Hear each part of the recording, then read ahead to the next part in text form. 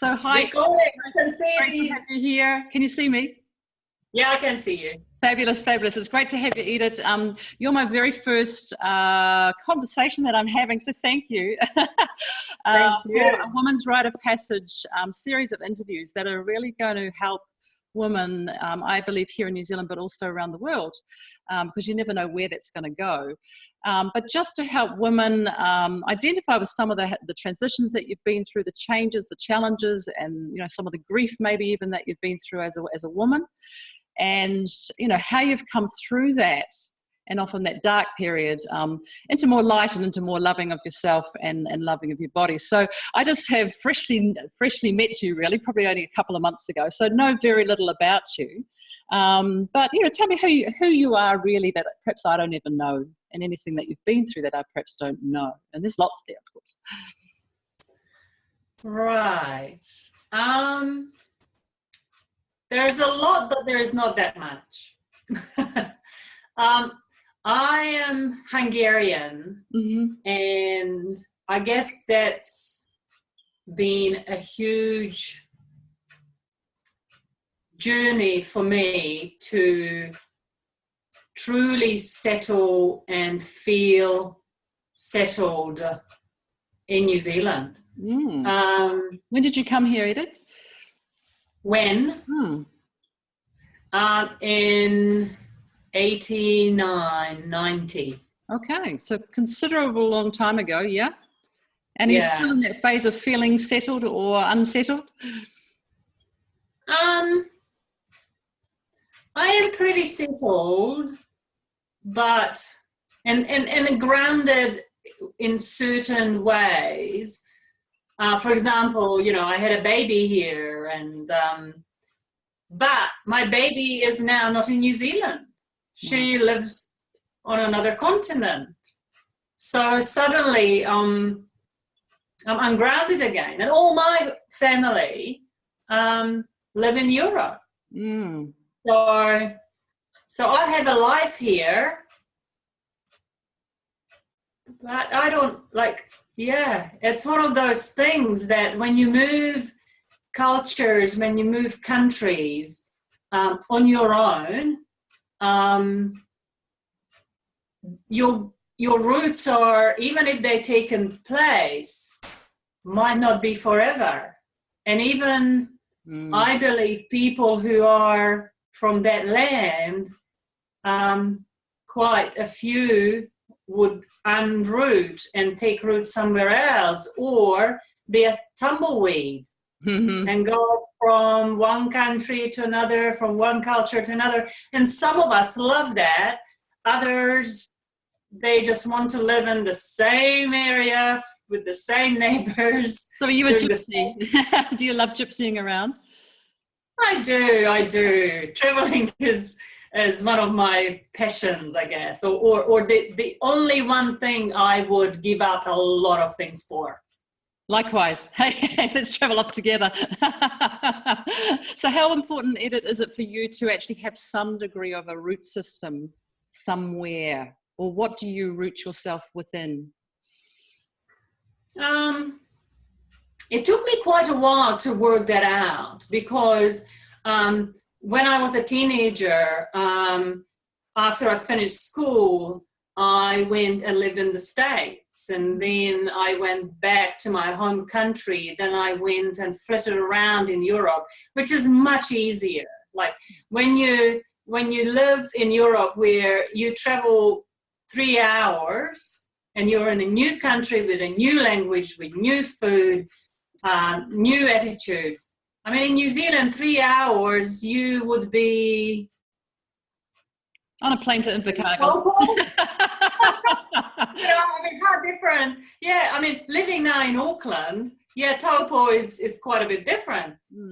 Or fly, 3 hours, and then you are on South Island. But the difference is not that huge. So to unroot within an environment where everything is so close but so different, versus here, everything is so far but so similar, is very different. So certain things I know now are essential for me. And what are they? Certain things, know where my bed is, know where my food comes from, have the foods which would nourish me. Mm-hmm. What is it that nourishes you? Real food, local food. Does that remind you of home? Is that why you have it, or there's some other reason why you have and nourish yourself in that way? I grew up like that. We never had anything from a packet. Everything was cooked from fresh ingredients every day.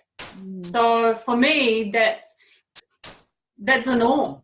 When I don't have that because I'm traveling or not able, I really suffer in a lot of different ways, physically, mentally. Yeah, and I feel floating then. I need that sort of grounding of the food, of the nourishment. The wholesomeness. Yeah. It makes my mouth water. It just reminded me of when I was in Hungary and we had some wild boar. And as I think about it, it just makes my mouth, the saliva drip. Delightful, yeah? Yeah.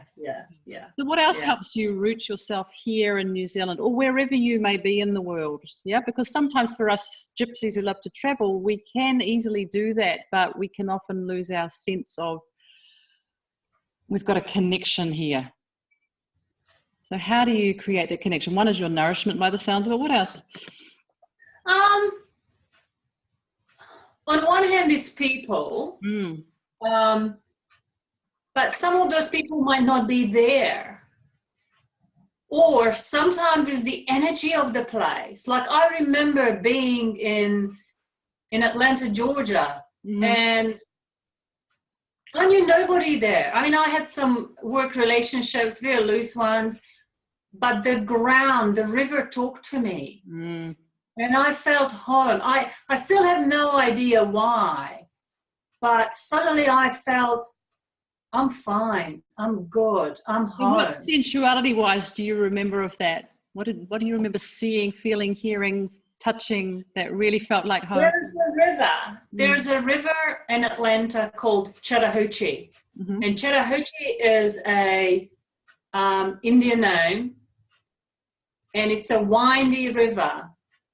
So whenever we were going from one place to another, which in the States you use cars and you use the motorway, highway, every time we crossed the river, it whispered to me its name, Chattahoochee, Chattahoochee, Chattahoochee. And it was like a song. I felt that energy coming through me every time we cross the river. And even now I feel I don't need to understand it. No. It's just the way it was and it is. To you, and I get those words because as soon as you said it, I got the shivers down me and I could almost feel it from you, that connection that you have with that name and that the way it's said and the imagery of that and the feeling of that. And you said something about the Indian culture. Is that Native American you're talking? Yeah. So what of that, what of Native American traditions, if any, do you know or celebrate or embrace? Have you gone down that track before? I haven't got much connection. What I know of. Exactly, that's what I wanted to say to you, because as I got the shivers, it was so profound. Yeah, maybe there for you. But I always wanted to, and that's on sort of the bucket list, to go and spend some time with First Nations somewhere on the North American continent. And I want to do the sweat tent. So there are a few things I'd like to experience, but I can't sort of say that, I had a best friend who was North American Indian and blah, blah, blah. No. But often we have a sense or a drawing towards something of some culture, some religion. But the interesting thing is I don't have, which is bizarre, because with certain things I feel that urgency to do it. With this I don't. No. I know it will happen. Yeah. I know it will unfold and I will have that opportunity.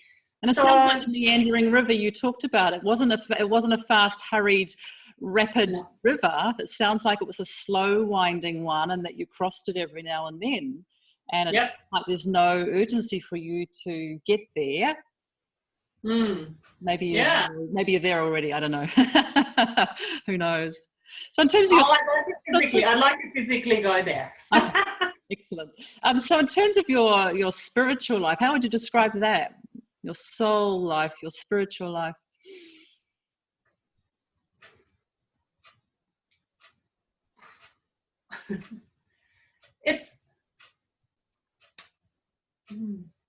It's not easy to pinpoint because my spirit feeds through a lot of different channels.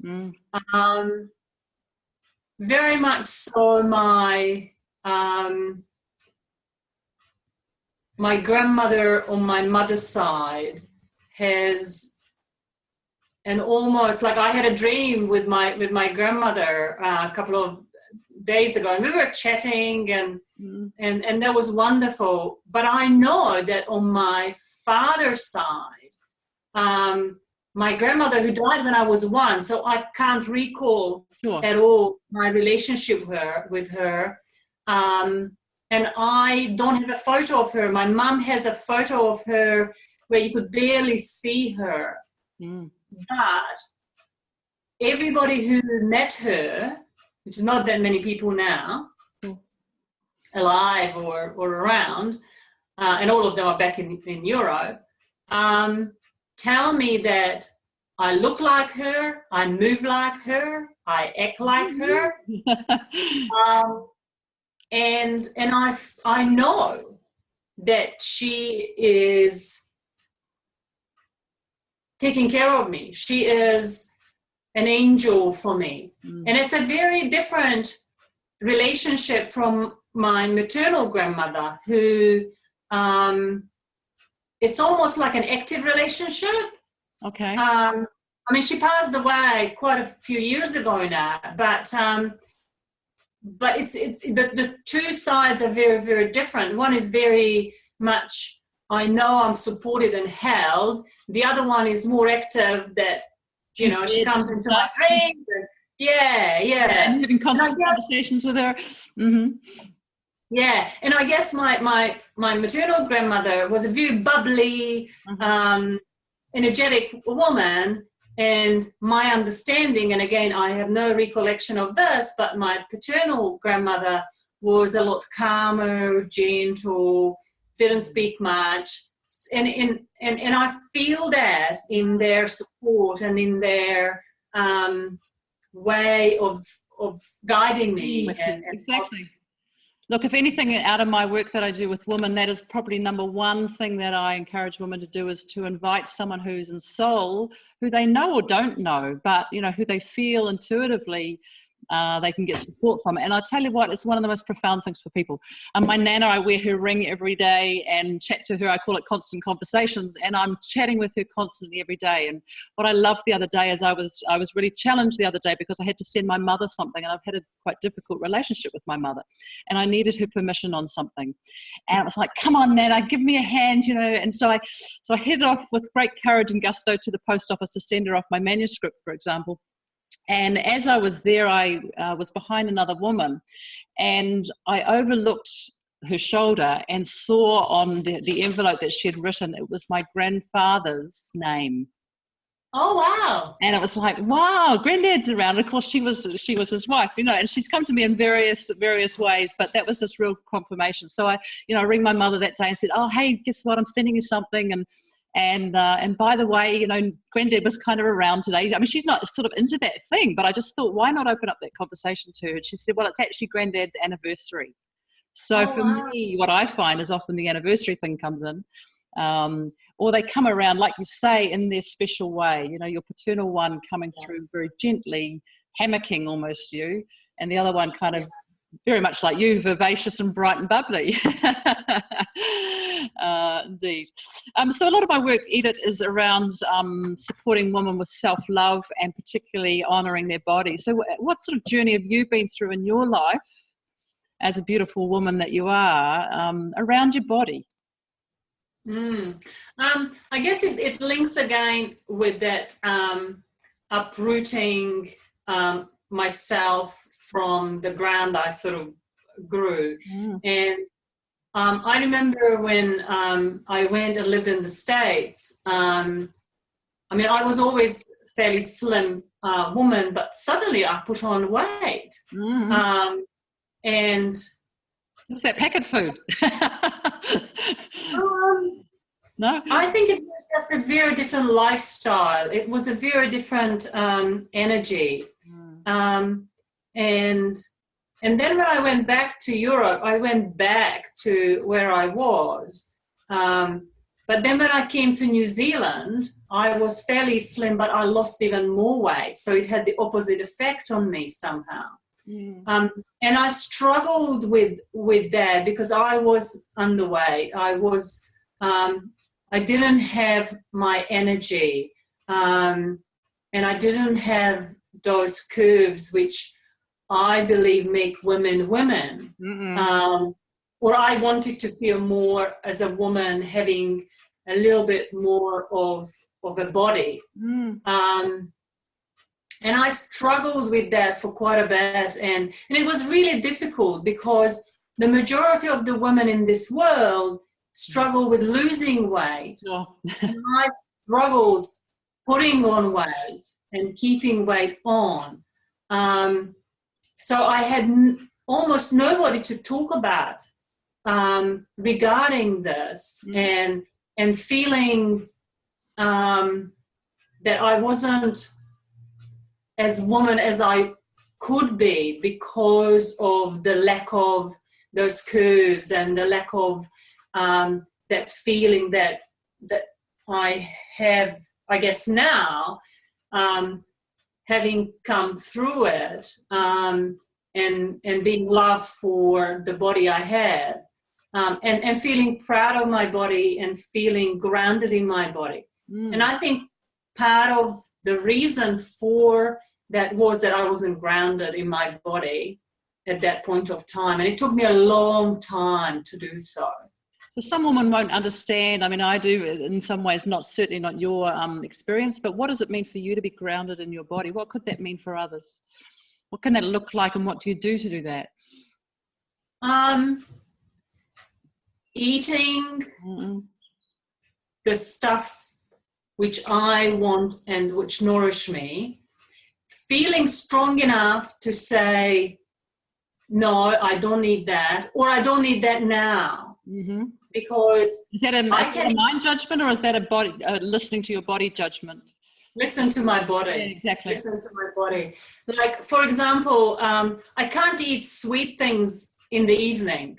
I just, my body just, but in the morning I can, which means that sometimes there's a birthday cake in the evening, and I would take a slice home and have it in the morning with my coffee. Because in the evening I would just not have it. So some of those things to have the true confidence to say, this works for me, and I'm rolling with this, and allow myself to do those in a healthy way. And a non-diet way, yeah? It's about listening. No, exactly, exactly. But so many women are conditioned into this diet that they have to have this and can't have this, and it's such a mind play battle, isn't it? Versus, hey, what does my body need right in this moment, or what doesn't it need? How much does it need? What kind of does it want? I really appreciate, for example, Janine, that we didn't start this interview until you waited for me to finish my food. Because I just needed to eat to be able to engage with you, because otherwise I would have been lacking. Yeah, exactly. Yeah, but so many women are on the diet plan versus actually what their body's actually telling them, and not even listening to those signals, and we're ignoring them. And on that matter as well, how do you listen to your body in regards to rest, in regards to self-care, in regards to your desire or non-desire for sex, those other things as women that we relate to in our life? How do you listen to your body for those sorts of cues? I think our bodies are very good at sending very subtle messages at the beginning. And unfortunately, many of us were taught or influenced to ignore them. Exactly. So for example, most of us want to go to bed around 9:30, maybe 10 o'clock. Well, most women stay up a lot later than that. Yeah. So what happens?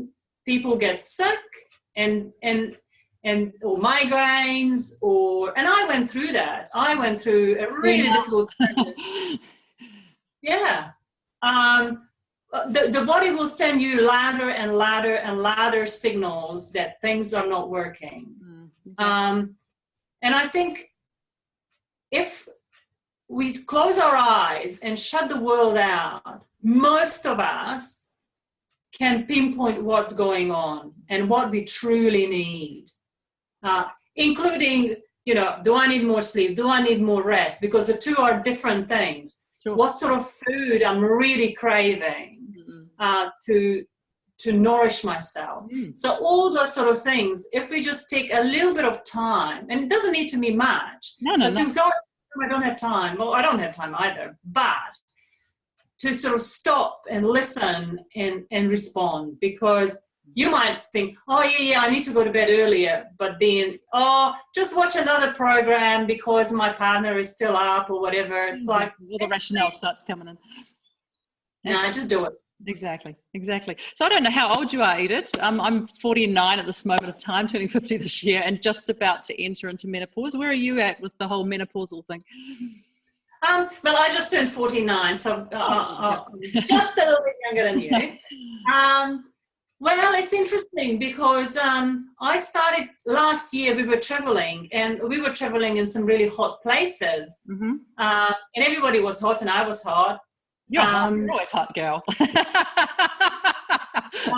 Well, I just sort of thought, okay, well, it's hot, so, it must be that. Well, we got back to New Zealand. It was the end of winter, and I was still hot at the middle of the night. And I thought, okay, this is probably a sign and the beginning of that perimenopausal phase. So that's what it is. So I started to take, some herbal stuff for it, and I'm managing it fairly well. I'm lucky because I don't have the emotional fluctuations, but that's probably because of, my yoga practice and meditation, etc. So, I'm doing okay. Look, I think it's a really valid point that you're making about your meditation. I mean, different people do different things around their stillness practices. But when you look at, I've always said to women, there's two phases to our menstrual cycle. There's that very estrogen dominant phase and the progesterone, the second half of our cycle. And that if we're not doing that progesterone stuff, that quietening, calming, soothing, going deep and dark, getting emotional, and doing that stuff as women, because we're curves, we're not straight lines, yeah? And I reckon that most women nowadays are continuing to go chugga, chugga, chugga, like a straight line. They just want to do things in the same way all the time. Yeah. And they're not honoring those dips, but they're also not having necessarily a stillness practice, meditation, whatever that is, that actually is that other part of the curve that helps restore us and helps us recover and helps us, do our deep, dark stuff that allows us to get into the next phase again. So tell me about your meditation. What's your practice? Well, it varies because I teach yoga, so sometimes it's part of that. Sometimes I just sit still or lie still. Sometimes I do it because I have 5-10 minutes before a meeting, so I might be sitting in my car closing my eyes, not while I'm driving. Just making that clear, I park up in a safe place, so I find that I know when I need it, and I know when I find the right place and the right space for it, which a lot of people prefer to do it like, they have a time in their day when they always do it then, which I've done in the past, that in the morning when my partner used to leave, I used to have my practice then. Mm-mm. But then I sort of started to vary it, and it seems to work for me. Because sometimes in the middle of the day, that's the best time and the most useful time for me to have that space to ground myself, to allow to receive, because it varies the effect of what comes or goes in meditation. What I love, what I'm hearing is that you have a lot of freedom because you go with the flow versus having rigid patterns in your life. Yeah, that's what it sounds like. And even when I think about that river, I'm going, hey, you go with the flow there, girl. Really that listening. And that's my personality as well, that I'm not very good at boxed in any forms or any way. So that's why my practices need that flexibility and freedom, and then I feel I can grow. I could nourish myself and nourish the world through that. Great. Hey, so what do you think are the modern day ills for women? For the modern day woman, what's going on out there that you see? What's going right and what's going wrong in your opinion? A lot of women stop listening to their own wisdom.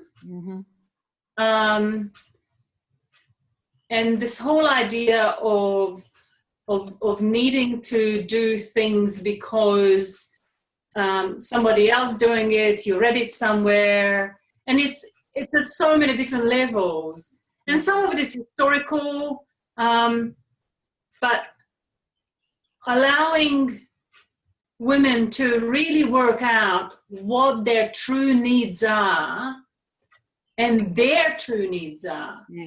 I call it, what you're saying is, I call it the inner journalist versus the external media, the media, who's out there that's telling me how to live my life versus my own inner journalist, my intuition, my gut feeling, my own knowingness, actually, That's what you're saying. Our own knowingness of what is right for us and the freedom that comes within that. The freedom that you feel. And responsibility.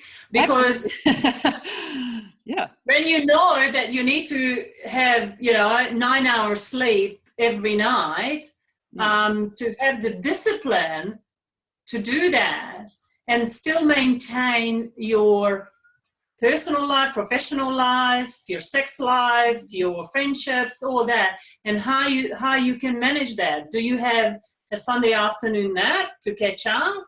Do you have a couple of nights when you go to bed super early to catch up? Some of those things. But the flip side is, I see some young women really taking control very early on. And I adore them. They are strong, they are stroppy, but they know what they want and they're going for it. And I think we should learn from them rather than say, oh, they're doing this and that. Fantastic. That's how they want to live. That's how they want to be. I mean, within their modern world, which is different to what we're perhaps doing. That's right. So you were talking about juggling before, those responsibilities of being a woman, being a mother, being a lover, and who we are to people. And the other day I was struggling with that, and it was just a little angst around my partner and the kids, and how I, offer my love and be with all of them. Without splitting myself in half. And I kind of half imagined myself with a tattoo with a line down the middle and a line here and a line there, and we're so stretched, us women, to where our energy lies in terms of outward energy, but also inward energy, and who we support and help and love and where we fit within that. So what's your experience of juggling? what I find that's for myself, when I feel split and uncertain, it means I have to spend more time with myself. Normally when I get to that point that, oh my God, I have to go there, I have to do this, and I have to do that, that's when I need me time. That's when I need to just, and it can be that I go to the gym. It could be I go for a walk. It could be I cook a meal, and that's my meditation. Cooking a nice slow roast or something. So I find that when it becomes too much out there, I need to bring it back for me here to, again, find my ground, find my roots. And then it all unfolds, and I don't allow the loudest to be the one who I attend to. Haha, nice wisdom. So those are the two things. Nice wisdom. Hey, talking wisdom, just to finish this off, what 2 or 3 things in summary would your words of wisdom really to women out there who have listened to what we've chatted about now, what 2 or 3 things are key for you to on pass today as a woman to woman? Number one, and I'm not sure whether I could get to 3 or 4, okay. Love yourself. Like, learn to love the body you have, because you have only one body. There is no more. That's it. So even if you're unhappy with this bit, that bit, whatever, make friends with that bit, and then make love with that bit. If it's your little nail, you sort of start liking it, loving it, and then it's part of you. Do something to it to make it more lovable for you. Whatever that is, get some beautiful hand cream and use that. Or if it's your hair, get a hair treatment when it's ready. So love yourself, and then build on that love. So nourish it with beautiful food. Nourish it with fresh air. Nourish it with good breath. Nourish it with time. And it's amazing if you say, okay, today 3 o'clock, I'm going to have 10 minutes, and that's going to be my time. It doesn't matter what happens. I'm going to turn my phone, I'm going to turn everything off, and that's going to be my time. Absolutely. And I mean, that's 10 minutes. But if you can afford a little bit more, get a lovely massage. And we all know what gives us that. Exactly. And I call it soul nourishment. I sometimes help women with a soul nourishment menu, I call it. We sit in stillness and we just actually ask our spirit, what is going to feed my soul? What is going to nourish my soul? So thank you for that wisdom. It's about nourishing ourselves as women. And we each individually know what that is. Yeah. And those nourishment needs change, of course, too. So it's about listening to that ongoingly as to what they are. So appreciate you, gorgeous. Thank you for being with us today and for being part of this A Woman's Rite of Passage to Self-Love series. And I honor you for that. And for you, all you other listeners out there, you can come to www.janellefletcher.com or somebodybeautiful.com online, or even our Facebook community. So thank you, Edith, for being part of us today. Thank you. Thank you. On passing your wisdom. Thank you.